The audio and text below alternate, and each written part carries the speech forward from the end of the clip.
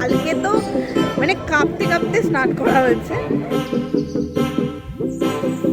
হাইটটা ম্যাটার করে, বুঝলেন? এখানে সায়েন্স সিটিতে ঢোকার সময়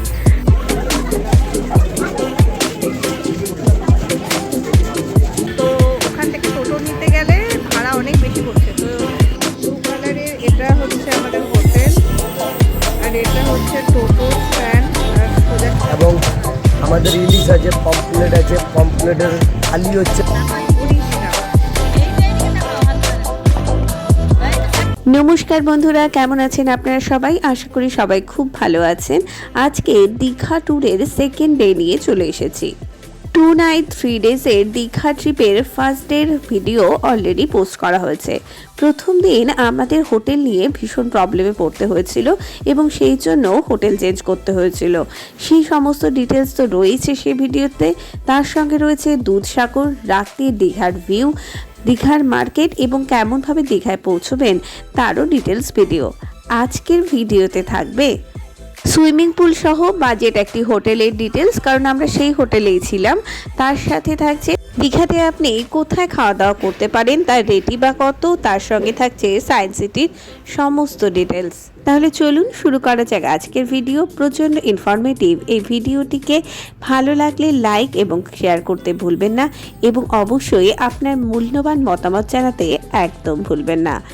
ওকে, তাহলে শুরু করা যাক দীঘা ট্যুরের সেকেন্ড ডের ভিডিও।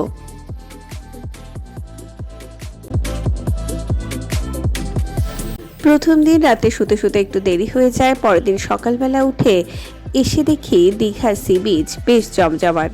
এবার আমাদের হোটেল চেঞ্জ করার পালা। হোটেল চেঞ্জ করে আমরা নিউ দীঘার সি বিচ থেকে হাঁটা পথে মাত্র 2 মিনিটের ডিস্টেন্সে হোটেল প্লাজা বলে এই হোয়াইট কালারের হোটেলটিতে ছিলাম। এই যে রাস্তাটা, এটা গিয়ে সি বিচে মেশে এবং এর সামনেই রয়েছে টোটো স্ট্যান্ড। চলুন প্রথমেই রুম ট্যুর করিয়ে নিই। দরজা দিয়ে ঢুকেই সুইচ বোর্ড এবং তার পাশেই রয়েছে বাথরুম। বাথরুমটি বেশ বড় কিন্তু একদমই সাধারণ। শাওয়ার রয়েছে, গিজার এখানে সেন্ট্রাল গিজার, এবং কোমোড রয়েছে, এই আর কি। আর এটি রুম। বেডটা ঠিকঠাক সাইজের ছিল, আমাদের 3 জনের জন্য যথেষ্ট। সাইড টেবিল, আয়না, আলমারি এবং সঙ্গে সোফাও ছিল, এবং একটি ছোট্ট ব্যালকনিও ছিল, বাট ব্যালকনিটা ভীষণ নোংরা ছিল। আমাদের রুমটি ফার্স্ট ফ্লোরে ছিল এবং গ্রাউন্ড ফ্লোরে ছিল এই সুইমিং পুলটি। ওপরে শেড দেওয়া, তাই সামার সিজনে আশা করি রোদের জন্য কোনো প্রবলেম হবে না। সুইমিং পুলটা মাঝারি সাইজের, বিশাল বড় নয়, বাট বেশ সুন্দর। এবং আমরা যখন গেছিলাম তখন অফার চলছিল। এই হোটেলে আমাদের ভাড়া ছিল 1000 টাকা। সুইমিং পুলটিতে নামার আবার কয়েকটি নিয়ম রয়েছে। সুইমিং পুলে সুইমিং কস্টিউম ছাড়া নামার নিয়ম নেই। লেডিস সুইমিং কস্টিউম 150 টাকা, তাছাড়া বাচ্চাদের এবং ছেলেদের 100 টাকা করে।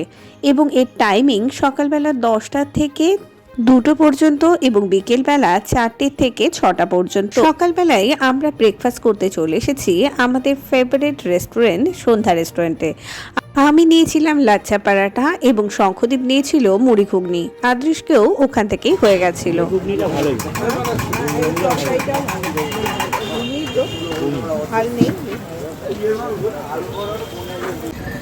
আমাদের হোটেলটা তো সি বিচের ওখানে, তো ওখান থেকে যদি টোটো নিয়ে আমরা যাচ্ছি এখন সায়েন্স সিটি, তো ওখান থেকে টোটো নিতে গেলে ভাড়া অনেক বেশি পড়ছে। তো তাই মেন রোডের দিকে যাচ্ছি, এটা মেন রোড, এখান থেকে নিলে 10 টাকা করে চলে যাবে। আলটিমেট আমরা একটি উদয়পুরের বাস পেয়েছিলাম, করে আমরা চলে এলাম সায়েন্স সিটি। যদিও এটা হয়তো হাঁটা পথেই আসা যেত, ব্যাক করার সময় আমরা হেঁটেই ব্যাক করেছি।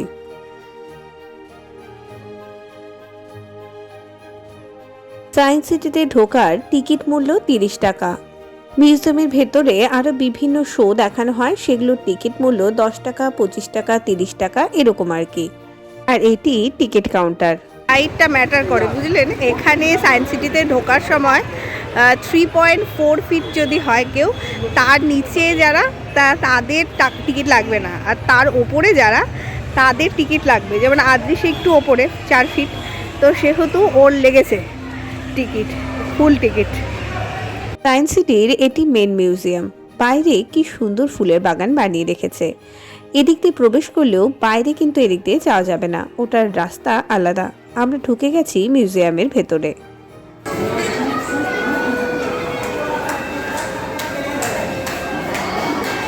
আমরা যেদিন গেছিলাম মিউজিয়ামে সেদিন বেশ ভিড় ছিল। সায়েন্স সিটিটা সত্যিই খুব সুন্দর। এখানে তালি বাজলে গোটা গাছে লাইট জ্বলে ওঠে, কি অদ্ভুত দেখুন।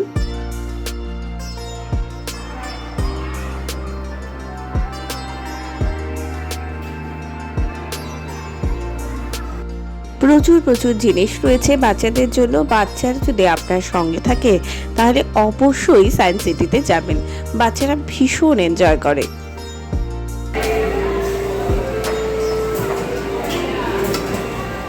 বিশাল আকৃতির এই মিউজিয়ামে এক জায়গায় আবার প্রাচীন যুগের মানুষদের জীবনযাত্রার কিছু মূর্তিও রয়েছে। সায়েন্স সিটির এই অংশটাতে বিভিন্ন রকমের যেগুলো সি ফিশ রয়েছে সেগুলো রয়েছে, আর এদিকে বিভিন্ন রকমের সাপ রয়েছে, মানে শঙ্খ, বেশ সুন্দর এই অংশটা। আর এখানে হচ্ছে জীববিদ্যার সমস্ত কিছু, মানে আমরা শরীরের বিভিন্ন পার্ট। বাচ্চাদের জন্য তো দারুণ, আর বেশ ভীষণ এক্সাইটেড।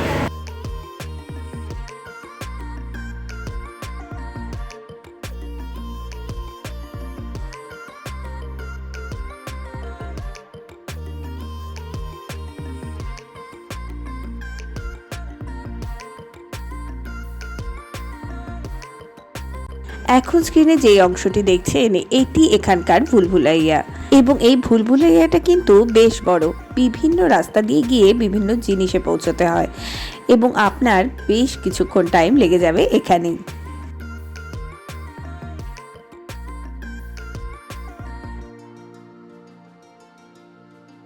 দীঘার এই সায়েন্স মিউজিয়াম ঘুরতে আপনার 2 থেকে 3 ঘন্টা সময় লাগবে, কিন্তু এটা ঠিক এই 2-3 ঘন্টা আপনি কিন্তু একটুও বোর হবেন না, আপনার খুব ভালো লাগবে, সেটা আপনি যেই বয়সেরই হন না কেন। এখানে আয়নার সমস্ত কেরামতি রয়েছে, দেখুন কতগুলো। আমি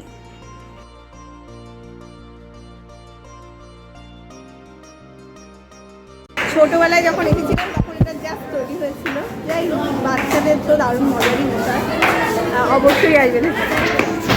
সায়েন্স মিউজিয়াম থেকে বেরিয়ে ডান হাতে আপনি একটি স্টল পাবেন। এখানে বিভিন্ন সায়েন্স এক্সপেরিমেন্টের জিনিসপত্র রয়েছে এবং বইও রয়েছে, এবং তার থেকে বাইরে বেরিয়ে একটা সুন্দর পার্ক রয়েছে, এখানেও বিভিন্ন জিনিসপত্র রাখা রয়েছে।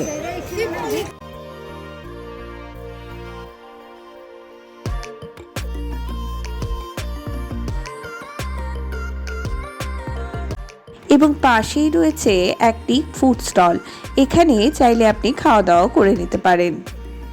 চলুন মিউজিয়ামের বাইরেটা একটু আপনাদের ঘুরে দেখাই।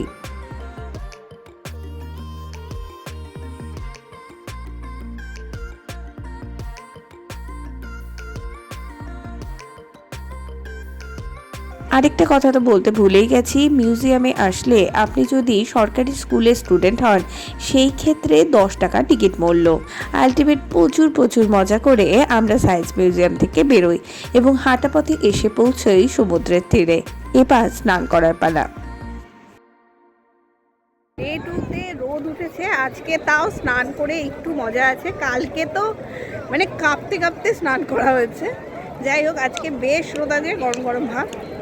চলো স্নান করা যাক। সেকেন্ড ডেতে আবার সমুদ্রের বেশ অনেকটা টাইম কাটিয়ে আমরা চলে যাই হোটেলে। স্নান ধান করে এখন যাচ্ছি লাঞ্চের জন্য। ব্রেকফাস্ট 60 টাকা হয়েছে। আমরা 2টো ঢাকাই পরোটা নিয়েছি আর হচ্ছে মুড়ি নিয়েছিলাম, তো 2টো এই সব, আর ঘুগনি মুড়ি আর হচ্ছে ঢাকাই পরোটা, এই মিলে 60 টাকা হয়েছিল। এখন দেখি লাঞ্চে কত হয়। দীঘাতে এলে আপনি বেশ কয়েকটি রেস্টুরেন্টের সঙ্গে সঙ্গে এরকম সি বিচের পাশে হোটেল পেয়ে যাবেন। আমরা কিন্তু এখান থেকে খেয়েছিলাম। খাবারের কোয়ালিটি বেশ ভালো থাকে আর একদম গরম খাবার দাবার থাকে এবং প্রাইসও রিজনেবল থাকে। সন্ধ্যার যে খাবার এখানে 40 টাকা 50 টাকা লোক সবাই বলে, কিন্তু আমরা ও খাবার দিই না, কেন আমাদের একটা 60 টাকা সবজি ভাত কোয়ালিটি খাবার না হলে আমরা পয়সা নেব না, বলবো কাস্টমারকে হাত দিয়ে চলে যাও, পয়সা নেব। এবারই আমাদের 2 রকম সবজি থাকবে, ডাল থাকবে, ঝুরঝুরে আলু ভাজা, পাঁপড়, চাটনি, স্যালাড, এগুলো সব থাকবে। এবার ইলিশ পমপ্লেট পার্সে গলদা ভেটকি আমাদের মাছ ওই ওদের শোরুম নয়, এখানে গুডাউন। এখানে সব রকম মাছ আপনাকে দেখানো হবে, পছন্দ হবে অর্ডার দিবেন, দিলে আমরা সব তৈরি করে দিব, বসতে বসতে খাবার দিতে দিতেই আমরা সব রেডি করে দিই। আর এমনি রেটগুলো কীরকম? আর রেট হচ্ছে আমার সবজি ভাত 60 টাকা, ডিম ভাত হচ্ছে আমার 70 টাকা, রুই মাছ 80 টাকা, পেট পুরো মিল সিস্টেম এখানে। পরে ভাত ডাল সবজি নিলে আমাদের কোনো এক্সট্রা চার্জ নেই। এবং আমাদের ইলিশ আছে, পমপ্লেট আছে, পমপ্লেটের থালি হচ্ছে 200-250। আচ্ছা, তাহলে দু রকমের সাইজ আছে, একটা স্ট্যান্ডার্ড সাইজ, একটা মিডিয়াম সাইজ আছে। এবং ইলিশও আমার 250 আছে, 300 আছে, মিডিয়াম আছে এবং স্ট্যান্ডার্ড সাইজ আছে। কাঁকড়াও পাওয়া যায়? ক্যাকড়া এখানে, অক্টোপাস, গলদা চিংড়ি সব কিছু আনলিমিটেড পাওয়া যাবে। আপনি খালি এসে অর্ডারটা দেবেন, মাছ দেখবেন, পছন্দ হলেই আপনাদের সব কিছু আপনার মনের মতন খাবার পাওয়া যাবে। আর ব্রেকফাস্টে কি থাকে বলো? ব্রেকফাস্টে আমাদের থাকে হিগের কচুরি। হিগের কচুরি এখানে সবাই লুচি খাওয়ায় কাস্টমারকে। আমাদের হিগের কচুরি, আলু পরোটা, লাচ্ছা পরোটা, পেটাই পরোটা, মুড়ি ঘুগনি, ডিম টোস্ট, বাটার টোস্ট, চিড়া দই সব কিছু এখানে পাওয়া যাবে। কিন্তু আগের থেকে একটু যদি অর্ডারটা আমাদের আরও দিয়ে দিন, তাহলে আপনার পরিষেবায় আমরাই কুইক সার্ভিস দিতে পারি। সেটা হচ্ছে আমাদের হোটেল সুন্দর খাবার কোয়ালিটি। ওকে। আর আমাদের ইউটিউবেও ছাড়া আছে, দেখতেও পারেন আপনারা। আচ্ছা, তাই নাকি? একটা মাছ আপনাদের সামনে রান্না করা হবে, আপনারা নিজে ইউটিউব বানাবেন, আপনারা হোটেল সন্ধ্যা বলবেন, ছাড়বে। আমাদের খাবার যদি খারাপ হয় আপনার 1 টাকাও লাগবে না। না, খাবার তো খুবই ভালো। ব্লু কালারের এটা হচ্ছে আমাদের হোটেল, আর এটা হচ্ছে টোটো স্ট্যান্ড, তার সোজাসুজি। এখানে একটা মার্কেটের মতন আছে, আর এই যে সেকেন্ড লাইটটা সেটাই কিন্তু বিচের স্টার্ট হলো, ওইখান থেকে সোজা গেলে বিচ। দুপুরবেলা হোটেলে গিয়ে রেস্ট নিয়ে সন্ধেবেলার দিকে আবার চলে আসি আমরা সি বিচে। আজকে সি বিচটা একটু ঘোরাঘুরি করব, একটু মার্কেটিংও করব। এই দেখুন গাড়িগুলো কি সুন্দর, 100 টাকা 50 টাকা এরকম করে রেট রয়েছে।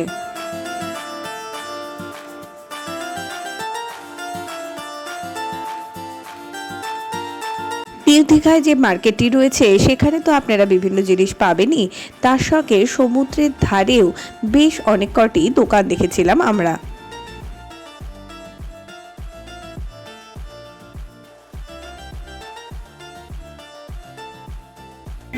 তারপরে আমাদের দেখা হয় জিমন্যাস্টিক চাওয়ালার সঙ্গে। ইনি জিমন্যাস্টিক করেন এবং শেখানো, খুবই ভালো জিমন্যাস্টিক করেন। চলুন দেখি ওনার জিমন্যাস্টিক। চাটাও কিন্তু দারুণ বানায়। এই যে দেখতে এসছি, আর 20 টাকা করে এখানে আমরা চা খেয়েছি, বেশ ভালো খেতে। আর এই যে এই দাদা আমাদের বারবার ভুলেছে, চা করে খাওয়ালো, খুব ভালো চা খাইছে। উনি আবার জিমন্যাস্টিকও করে, দেখায় একটু করে দেখিয়ে দিচ্ছি তাহলে। হ্যাঁ, করে দেখাও। বাবা বেশ ভালো।